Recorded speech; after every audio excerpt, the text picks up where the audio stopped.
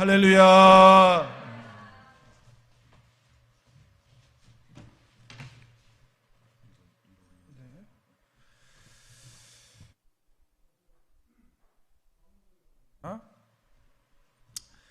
자, 오늘은 무엇보다도 누구보다도 우리가 은혜 받는 것은 2차가 되는 것이고, 하나님께서 어떻게 역사를 하셨고, 그리고 우리 아시아를 향해서, 그리고 우리나라를 향해서 어떤 복음의 발자취를 남기셨는지를 오늘 듣고 알게 되고, 그리고 감사하는 마음이 우선이 되기를 원하는 마음으로 이 자리에 섰습니다. 오늘 말씀 다시 한번 보시면, 오순절 날에 모두 모여서 기적이 일어났지 않습니까? 그죠? 자기가 여러 나라에서 온 세계에서 다 사람들이 왔는데 자기의 나라 말로 복음을 듣게 된 거예요. 기적적으로. 근데 이 온 세계에 나왔던 사람들이 그 말을 듣고 그 다음에 어떻게 했어요? 모두가 다 흩어진 거죠. 그랬더니 이제 그런 얘기를 듣고 사람들이, 어떤 사람은 야, 이게 무슨 이상한 일이 일어났다 그래서 막 신기해하고, 어떤 사람은 쟤네들이 술 취한 거 아니냐 라고 조롱하는 사람이 있었죠. 자, 오늘 여러분들이 이야기를 듣고 어떤 마음을 가지게 될지, 그리고 우리가 여태껏 이 세상 사람들이 혹시나 우리의 그런 역사를 무시하고 잊어버리고서는 조롱하고 있진 않았는지, 곧 하나님을 조롱하지 않았는지 다시 한번 생각해보는 시간을 갖도록 하겠습니다. 결코 그렇지 않았다. 그리고 이제 오늘 제가 얘기하려는 건 뭐냐면, 성경은 하나님이 하신 말씀을 기록된 거잖아요. 하신 행위를 기록되신 건데, 이거를 끝도 없이 기록할 수 없기 때문에 사도행전에서 마무리가 된 거예요. 그죠? 왔다. 그리고 하나님 말씀을 들었다. 그리고 전 세계로 흩어졌다. 그 다음에는 어떤 일이 있었느냐 라는 거를 오늘 제가 성도님들한테 말씀을 전하겠습니다. 오늘은 강의식 설교니까 제가 이것도 같이 보면서 같이 이제 하도록 하겠습니다.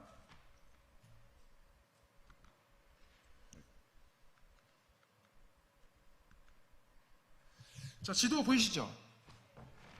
보시면 전 세계에서 다 예루살렘에 와가지고 말씀을 듣고 다 흩어졌어요. 그 다음에 이쪽에서 쭉 보시면은, 저쪽에 보면 바데라는 글자가 보이시나요 혹시? 성경에 이제 바데라고 나오는데, 바데가 도대체 어디냐라고 할 때, 이 바데는 지금 영어로 보면 파르티아라고 하는데, 파르티아. 그래서 이쪽은 바로 페르시아가 있는 지역이에요. 페르시아. 자, 이거는 기본적인, 오늘 제가 여러분한테 전달해 드리려고 하는 그 기본 정보들에 대해서 한번 얘기 드리는 겁니다. 한번 들어보세요. 바데가 바로 페르시아 지역이고요. 그리고 오늘도 이제 여러 언어에 관한 이야기가 나왔는데, 이 시대의 이제 언어 상황에 대해서 한번 얘기를 할게요. 예수님 시대. 자, 예수님 시대에 기본적으로 이 문화를 지배하던 언어는 어떤 언어였냐면 그리스어였어요. 그죠? 그리스어. 헬라어라고도 하고, 우리는 히라보라고도 하죠. 그래서 신약 성경은 원래 그리스어로 쓰여졌다 그러죠. 그죠? 그리스어가 있었고, 동시에 그리스 문명이 발달한 와중에 로마가 이 지역을 다스리고 있었어요. 그래서 라틴어가 이 시기에 사용됐죠. 예수님 시대예요.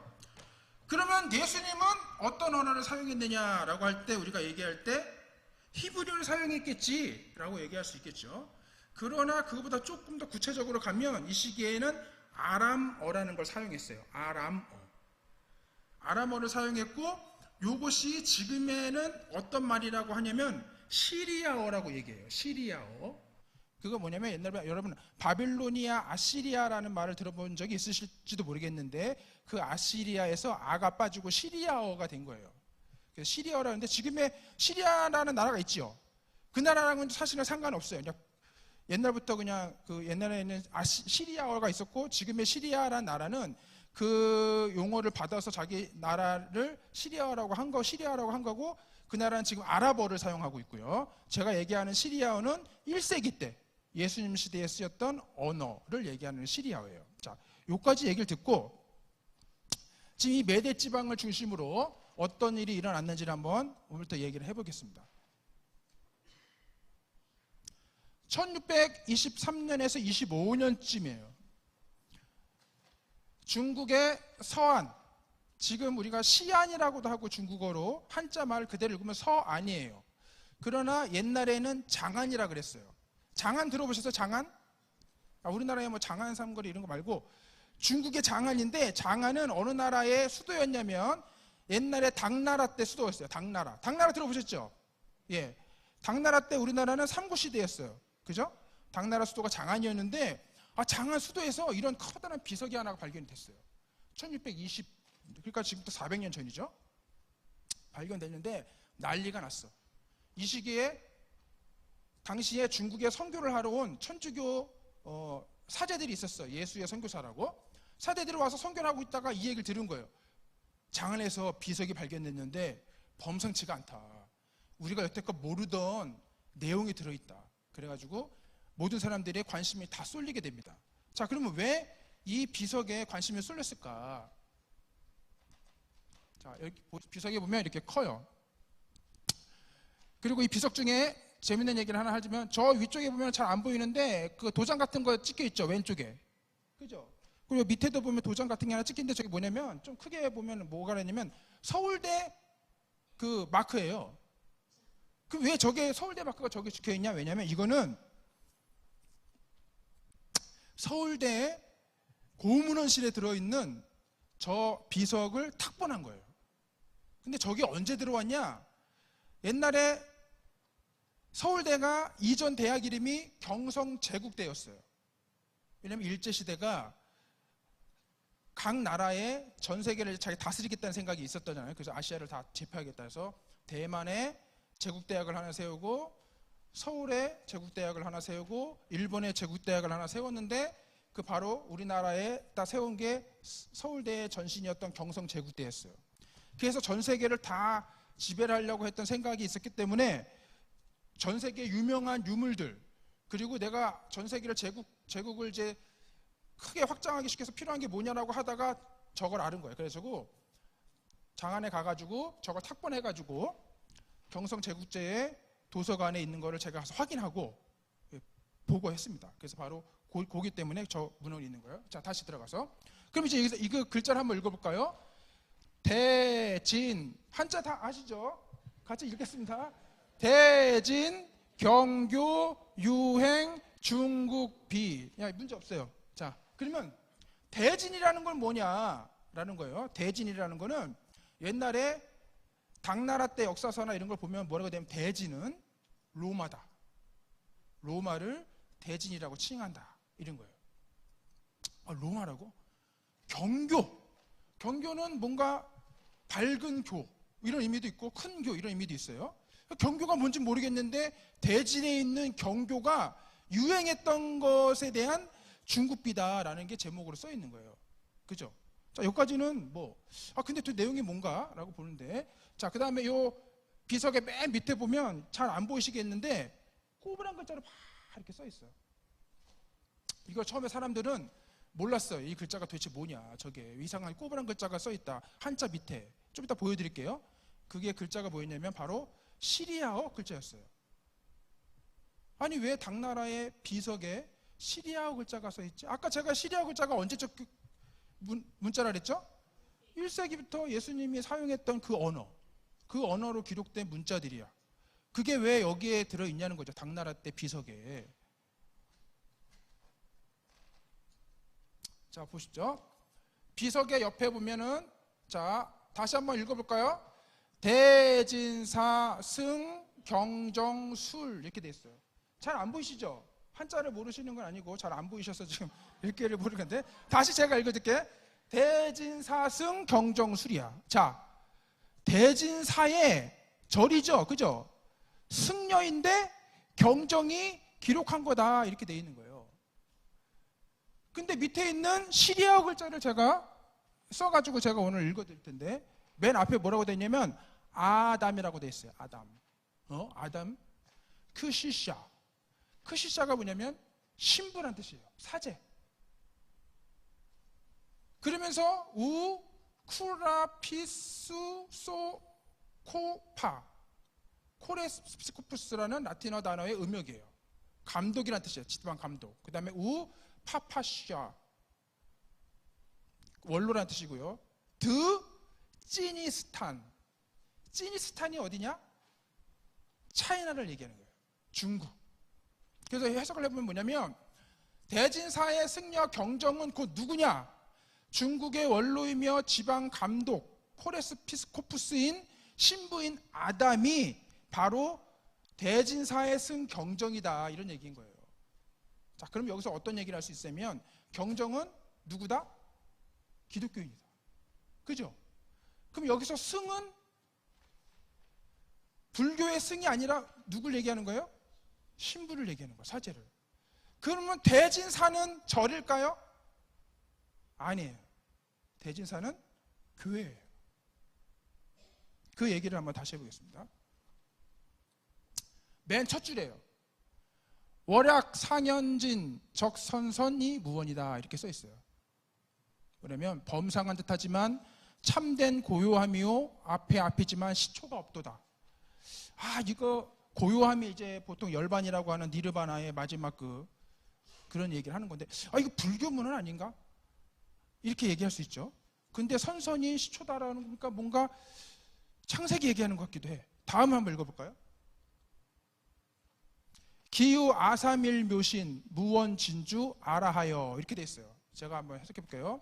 그는 오직 우리의 셋이 하나이신 오묘한 몸이시며 시작이 없는 참된 주 하나님이시로다, 이렇게 써 있는 거예요.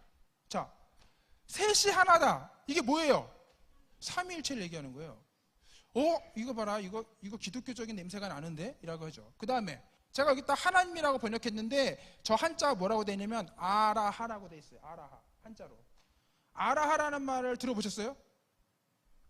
아라하가 어떤 말이냐면, 코란에서 이슬람 애들이 이슬람에서 얘기하는 신 이름이 뭐예요?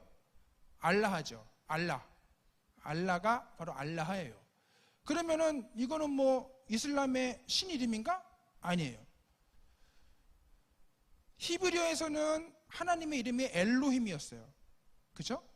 그리고 그게 아람어로 가서 시리아어로 갔을 때 그때 하나님이 예수님 시대에 쓰였던 하나님의 이름은 알라하였어요. 결국 이 아라하는 시리아어의 음역이고 곧 우리가 얘기하는 엘로힘, 하나님을 얘기하는 거예요. 그러면 이건 진짜 기독교 관련된 비석이 많네요. 그죠? 아라하라고 되어 있으니까. 다시 볼까요? 그 다음에 이제 장선 만물 연립 초인, 이렇게 됐어요. 만물을 만드시고 최초의 사람을 세우시고, 이거 창세기 1장 얘기하는 거네, 이렇게 되는 거죠. 그죠? 그 다음에 어시 아사밀 분신 종경 메시하 미사하라고 써 있어요. 지분주인이 동인 출대라, 이렇게 돼 있어요. 이때 우리 삼위일체의 몸이신 크고 존귀하신 메시아께서 참된 위엄을 거두어 숨기시고 사람과 같이 되어 세상에 나오셨다라고 하는 것이죠. 메시아 얘기가 나오네. 메시아가 누구예요? 그리스도죠. 자, 우리는 지금 그리스도라고 얘기해요. 왜냐하면 라틴어로 크리스투스고, 그리고 그리스어로 크리스토스라고 해서 그리스도란 말이 나온 거거든요. 근데 1세기에 시리아어, 아람어에서는 이 크리스토스가 뭐예요? 메시아야. 그러니까 이거는 사실은 그리스도를 얘기하는 거예요. 삼일분신, 삼위일체의 몸이신 존경하시는 메시아 그리스도께서 태어나신 것을 한자로 기록해서 당나라에서 발견된 비문에 적혀 있는 거예요. 메시아 얘기가. 알라하 얘기가 나오고 메시아 얘기가 나오고 삼위일체에 관한 얘기가 나오는 비석이죠. 그 다음에 이제 읽어볼게요. 신려 단성어 대진 경숙고상 파사 도요 일회공, 이렇게 돼 있어요. 여자가 대진에서 거룩한 일을 낳았다. 아까 대진이 어디라 그랬죠? 로마. 그죠? 밝은 별자리가 상서로움을 구하고 파사 사람은 밝음을 보고 와서 예물을 드렸다. 자, 밝은 별자리 뭐예요? 동방박사가 와서 별자리를 보고 와서 그 여자 마리아가 낳은 아들을 본 얘기를 하는 거죠. 그죠? 근데 그 동방박사가, 우리는 동방박사라고 얘기해서 우리가 알고 있지만 여기 뭐라고 돼 있어요? 그 사람이 파사 사람이래. 파사라는 건 뭐냐면 페르시아를 음역한 거예요. 페르시아. 알겠죠? 그러면 동방박사가 파사승이냐? 사실 초대교회부터 전승에 의하면 동방박사는 페르시아 쪽에서 왔다고 그래요. 페르시아에서 온 페르시아 왕자들이었다. 이런 얘기가 초기 역사서에 기록됐어요. 그게 바로 여기 기록되어 있네. 지금 당나라 때 있던 비석에서 그 얘기가 나오는 거예요. 그 다음 볼까요? 설 3일 정풍 무언지 신교 도양 용어 정신이라. 그러니까 메시아가 3일째 성령을 베풀어서 말할 수 없는 새로운 가르침을 베풀어 어진이를 기르고 바른 신앙에 사용하게 한다라는 얘기를 하면서 성령 얘기를 또 하는 거예요. 아까 알라가 천지를 창조하셨다. 그 다음에 동정론을 통해서 메시아가 오셨다. 미사아가 오신 거죠. 그 다음에 누가 또 왔어? 이제는 성령이 왔어. 그 성령을 뭐라고 표현했냐면 3일 정풍이라고 얘기했어요. 그러니까 정풍은 거룩한 바람이잖아요. 원래 성령이라는 것이 사실 홀리 스피어릿 이래가지고 거룩한 바람이라는 의미도 있어요. 원뜻으로는. 그리고 이거를 정풍이라고 이 사람들은 번역을 했네요. 이거를 성령이라고 번역을 하는 겁니다. 그 다음에 보죠. 맨 밑에 부분에서 우측 1단에 보면 시리아어로 막 글자가 돼 있어. 자, 이거를 제가 한번 읽어드릴게요. 파울루스 크시샤. 이게 뭐냐면 바울이에요. 사제 바울. 그죠? 그리고 옆에다가 한자 이름은 이렇게 쓰인다. 이렇게 되는 거죠. 그 다음에 시몬 크시사. 시몬이라는 얘기고요. 아담 크시샤. 엘리야 크시샤. 아이사크. 이건 이삭을 얘기하는 거예요. 그 다음에 요한 크시샤. 사제 요한이다. 그래서 이제 사제 이름들이 쓰였는데 진짜 보니까 기독교 사제 이름들이 똑같아. 그죠? 그리고 나서 맨 마지막에 이 얘기가 돼 있어요. 자, 이 비석이 도대체 왜 세워졌는지를 설명하는 거죠. 사제 마르스르기스가 그리고 향주교인 마르스르기스가 얘기하기를 그리스인들의 1092년이야. 이거는 뭐냐면요, 주 781년을 얘기하는 겁니다. 당나라 때 이 비석이 세워졌다라고 하는 것을 기록하고 있죠. 그러면은 제가 역사적 배경을, 이 비석의 내용을 얘기해 드릴게요. AD 635년에 페르시아에서 파사에서 선교사들이 당나라에 입국을 했다는 거예요. 그래가지고 당시에 당태종이 황제였어요. 기독교 경전을 번역하라고 명령을 내립니다. 그래가지고 대진사의 승려 경정이 번역을 했다. 왜냐면 대진사는 당태종이 명령을 해가지고 당나라 장안에 교회를 세워도 된다. 그래가지고 교회들을 여러 군데 세웠다고 해요. 그 중에 대표적인 교회 이름이 뭐다? 대진사. 그리고 대진사가 있으면, 교회에 있으면 사제가 있어야 될 거 아니에요. 그 사제 이름이 뭐다? 승경정이라는 거예요. 알겠죠? 그러니까 우리가 역사 기록에서 무슨 승, 이건 다 뭐였다? 불교 절과 그 스님 얘기하는 거 아닌가라고 했는데, 지금 당나라 때 문헌을 보니까 다 그렇지 않다는 거예요. 장안에 있던 무슨 사가 다 절이 아니고 승이 모두 다 스님이 아니었다라는 것을 이야기하는 겁니다. 더군다나 당태종이 황제가 명령을 직접 내려가지고, 그죠? 경정 보고 너가 가져온 경전들, 그리고 기독교라고 얘기하는 너희들이 얘기하는 그 미시아교, 그거 번역해라, 이런 얘기를 했다는 거예요. 여러분들, 이런 얘기를 들어본 적이 있어요? 없죠? 우리는 역사 속에 들어본 적이 없는데, 이 역사는 철저하게 숨겨진 역사였어요. 그리고 드러나지 않았어요. 어떤 기록에도 남아있지 않았던 역사인 거예요. 근데 이게 1625년에 400년 전에 비석이 발견됨으로써 드러났어요. 자, 사람들의 반응은 어땠을까요? 기이하다. 또 한편은 어떤 반응이 있었을까요? 미친 소리다. 이거 가짜 아니야? 저 비석 누가 가짜로 만들어 놓은 거 아니야? 이런 반응이 있었겠죠. 그죠? 400년 전에. 사람들은 이거를 발견해 놓고 예수의 선교사들이나 이런 사람들은 굉장히 고무적이었어. 왜냐? 우리보다 1000년 전에 이미 중국에 기독교가 전파됐다는 얘기 아니야?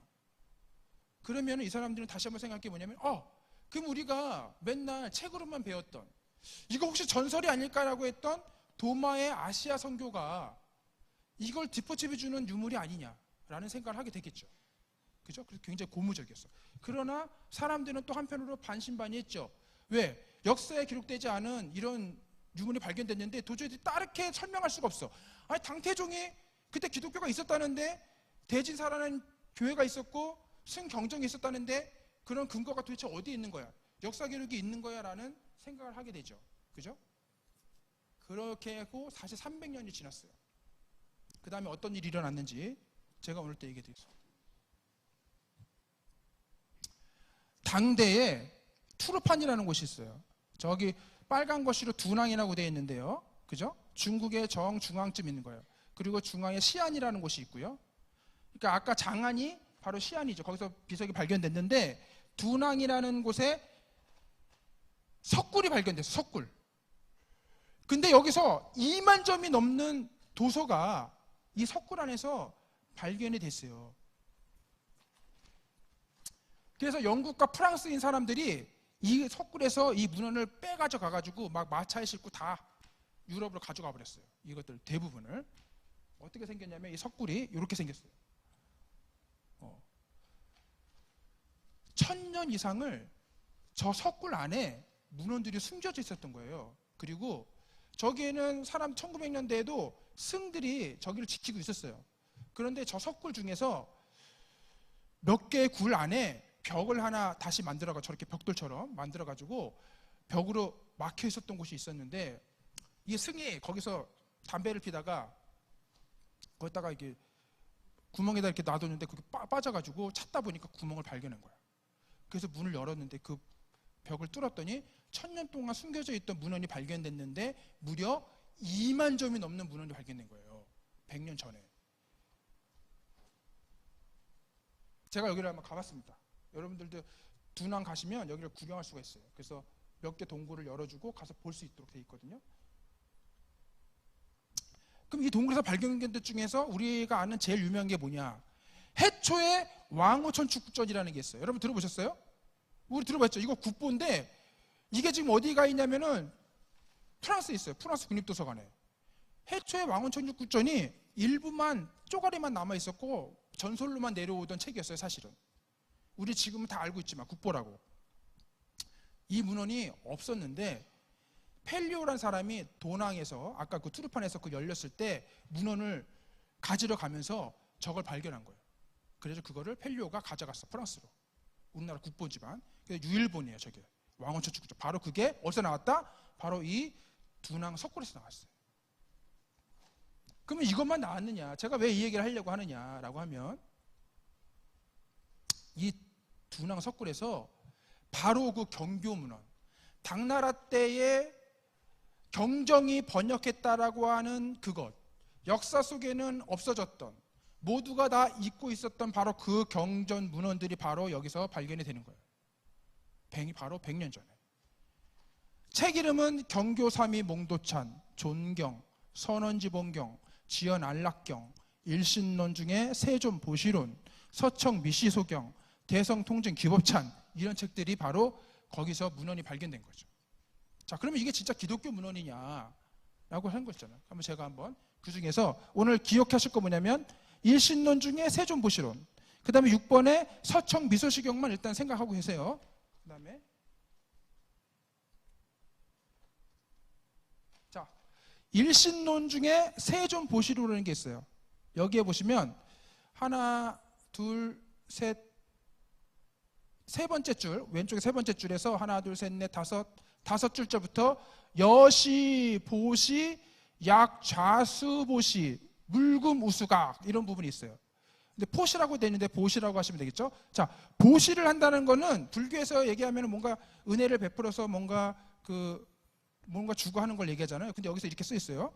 1300년 전에 뭐라고 되냐면 너희가 보시를 베풀 때는 오른손이 하는 일을 왼손이 하는 일을 오른손이 모르게 하라 이렇게 써 있는 거예요. 이게 무슨 얘기예요? 산상수훈. 바로 이 내용은 세존 보시로는 산상수훈을 번역한 부분이에요.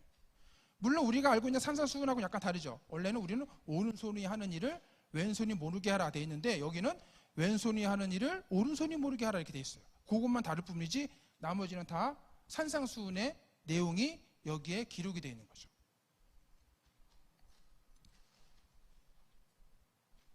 자, 그 다음에 대정 신수 대장경이라는 걸 제가 얘기할 거예요. 아까 얘기했지만 1900년도에 저 문헌이 발견됐고, 그리고 그 시기쯤 돼서 대정 신수 대장경이라는 책이 일본에서 발간이 돼요. 이건 뭐냐면 대장경이에요. 말하자면 불교 대장, 우리나라 고려 대장경 있죠.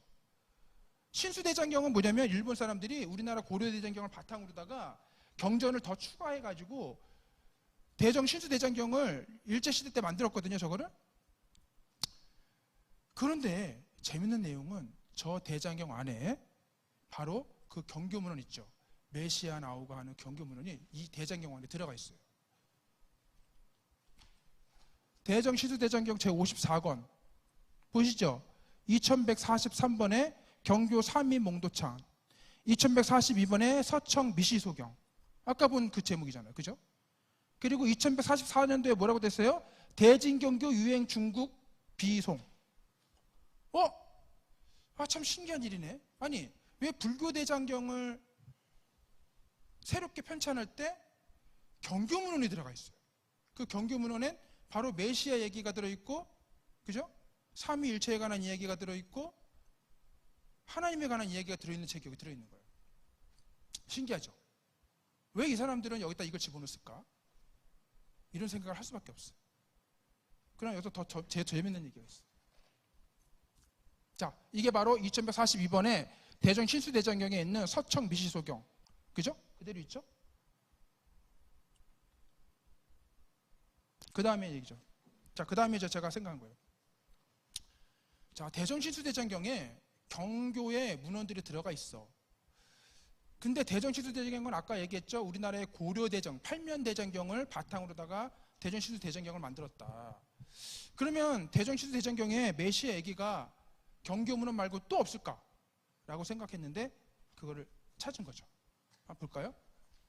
정원신정 석교목록이라는 책이 하나 있어요. 대장경에 정원 2년에 대진사 팥사승 경정이 호본에 의거하여서 육바라밀경을 번역하여 7경으로 완성하니 당시 반야는 호에 능하지 않았고 당나라 말도 해석할 수 없었으며 경정도 범어를 알지 못했고 불교에도 밟지 않았다. 자, 여기서 또 누가 얘기 나와요? 대진사 팥사승 경정이 또 나오죠. 자, 여태껏 우리가 무슨 생각을 했어요? 경교 비문이 발견됐을 때 대진사 팥사승 경정이 기역사 기록이 없어. 그리고 다른 내용도 역사서에 전혀 나와 있지 않기 때문에 이 비문은 가짜가 아니야? 라고 얘기했는데 대진사 팥사승 경정이 바로 또 어디 나와요? 대장경에 이 얘기가 나오네. 786년. 아까 비석은 781년도 했죠. 786년도에 대진사 팥사승 경정이 또 등장을 해. 자, 이번에 근데 상황이 좀 달랐어요. 그때는 당태종이 경정 보고 너 기독교인이라며 기독교 경전 좀 번역해봐. 네가 얘기하는 거 좀 흥미로운데? 그래서 경정을 번역했다 그랬죠. 그래서 아까 그 문헌들이 발견됐는데 이번에는 무슨 일이 생겼냐면 불교계에서 불렀어, 경정을. 너 언어를 좀 잘한다며. 그리고 너 페르시아인인데 페르시아 그때 당시에 중요한 언어였던 소그드어가 있었는데요. 너 소그드어 잘한다는 얘기를 들었어. 와서 우리 불경 좀 번역해줘. 이렇게 또 거꾸로 돼가지고 경정이 가서 그걸 또 번역을 해줬다는 얘기예요. 이게 지금. 그랬는데 경정이 번역을 해줬는데 그 불국에서 이거 번역한 걸 보고 마음에 안 드는 거야. 왜냐하면 야 아무래도 안 되겠다. 너 언어는 아는데 네가 불교 경전을 잘 모르는구나. 이런 얘기를 하는 거죠. 그 다음 얘기해볼까요? 그래서 무릇 불교에는 가람이, 대진에는 승사가 있어서 머무는 사람들이 다르고 행법도 완전히 차이가 있으니 경정은 마땅히 미시가교를 전할 것이고, 그죠? 미시가교는 바로 메시아교예요. 불교의 불자들은 불경을 널리 밝힐 것이니 교법을 구분하죠 하나 함부로 간섭해서는 안 될 것이다. 결국에는 자기네들이 경정 보고 기독교인 보고 불교 번역해달라고 해놓고서는 봤더니 불교 기존에 마음에 안 들어. 그래서 아니다. 너는 그냥 미시가교 정해. 우리는 우리가 할게. 이렇게 해서 했단 얘기가 이 경전에 나오는 거예요. 이 대정 신수 대장경의 정원 신정 석교 목록에. 그거 진짜 재밌죠. 그러면 경전 이렇게 말하자면 경교의 문헌이 대장경 안에 들어가 있고 그뿐만 아니라 미시아라는 얘기가 또 하나 등장하는 문헌을 하나 찾았어. 그 다음에 생각할 게 있는 거죠. 자, 그러면 다시 얘기했지만 대정 신수 대장경은 불교 대장경에서 만들어졌다 그랬죠. 그러면 경교 문헌은 1900년도에 발견됐기 때문에 우리나라 고려 대장경에는 없겠죠. 그죠? 근데 이 정원신정 석교목록 이거는 고려 대장경에는 있지 않을까? 라는 생각을 하게 되죠. 있을까요? 없을까요? 찾으러 가는 겁니다. 그래서 정원신정 목정은 당나라 정원의 학승 원조가 편찬한 건데요. 새롭게 70년간 새롭게 번역된 불교 서적을 증보하다가 이 얘기 나온 거예요. 그래서 경정에서 파사성 경정 얘기가 또 한 번 나오는 거죠. 그래서 대정실수 대장경에 바로 요 내기가 경전 안에 들어가 있는 거예요. 대정실수 대장경본에. 그래서 제가 고려 대장경을 찾으러 간 겁니다. 그 대장경 안에 봤더니 바로 이 얘기가 있는 거예요. 고려 대장경 안에 바로 여기에 보면 대진사 파사승 경정, 이게 뭐냐면 요쪽 맨 끝에 줄에 있어요.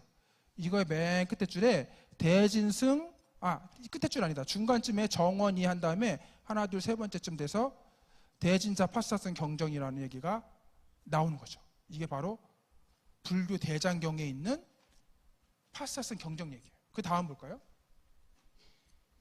그 다음에 보면은 쭉 가서 맨 첫째 줄이에요. 경정, 은전, 미사하교 이렇게 나오죠. 바로 경정은 미시하교, 미시가교, 메시아교를 전하는 게 마땅하다라고 하는 것이 바로 기록된 문헌이 불교 대장경, 고려 대장경에 이게 바로 인쇄된 본이에요. 그럼 여기서 다시 한번 제가 또 욕심을 부렸죠. 이렇게만 돼가지고는 안 된다. 진짜 원판을 보고 싶다. 그죠? 이거는 제가 뭐예요? 찍어낸 거잖아요. 그러면 원래 대장경판은 거꾸로 돼 있겠죠. 판을 찍으려면 글자를 거꾸로 파가지고 찍었을 때 세로게 나와야 되니까. 그리고 여러분들 가끔씩 가다 TV에서 보셨겠지만 경판들이 이렇게 시커멓게 돼가지고 그거를 몇 개 들고 다니는 모습을 보셨겠지만 사실 이거를 일반 사람들한테는 잘 안 보여주겠죠. 그죠? 그리고 특히나 이 판본 0268C번 0268B번을 보고 싶다라고 할 때 이거를 보여줄까요? 안 보여줄까요? 경판각에서 해인사를 가야 되는데 안 보여주겠죠. 근데 이제 기회가 왔어.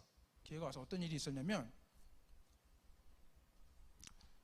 영화사에서 다큐멘터리를 하나 찍는데 이 다큐멘터리는 문명 교류사에 대한 다큐멘터리였어요.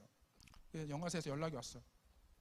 문명 교류사에 대한 다큐멘터리를 찍는데 이런 거를 막 추적하다가 이제 막 그 고려 활자 얘기도 하고 했다. 근데 이제 좀 우리가 또 어떤 연구를 좀 하면 좋겠냐, 다큐멘터리를 찍을 때에서 제가 이거 보러 갑시다. 해인사에 가서 직접 확인해야 되겠다. 진짜 메시아라는 글자가 해인사 경판에 있는지 그걸 좀 봐야 되겠다. 그래가지고 온갖 인맥을 동원해가지고 촬영팀을 다 끌고 해인사 그 주지스님한테 보내가지고 우리가 이러해서 이걸 찍으려고 하니까 문명 교류사 다큐멘터리다. 좀 보여달라. 경판 번호 뭐와 뭐 이렇게 해가지고 허가를 받아냅니다. 그래가지고 우리가 영화사의 관계자들과 제가 가서 이 경판을 보러 가는 거죠. 바로 여기가 해인사의 고려 대장경판이 보관되어 있는 그 집이에요. 그래서 저희가 들어갑니다. 저렇게 경판이 쫙 있어요. 그래서 저 경판은 보통 사람들 들어가서 경판 번호 뭐 보여달라요 이렇게 할 수 없죠. 그죠? 그리고 아무나 들어보려지도 않고. 근데 우리는 정확하게 찍고 몇 번 경판을 보여달라 이렇게 얘기하는 거예요. 그래서 경판을 가지고 나오는 거죠. 그래서 바로 경판을 제가 요구하는 경판이 바로 저겁니다. 그리고 여기가 바로 대신사 파사승 경정에 나오는 경판이고요. 여기에 바로 대진사 하나 둘 위에서 세 번째 줄에 거꾸로 이제 글자가 파여 있는 거죠. 대진사 파사승 경정 이렇게 써 있는 거죠. 직접 제가 이제 눈으로 본 거고. 그리고 경정 응전 미사하교라고 하는 부분이 바로 이 부분이고요.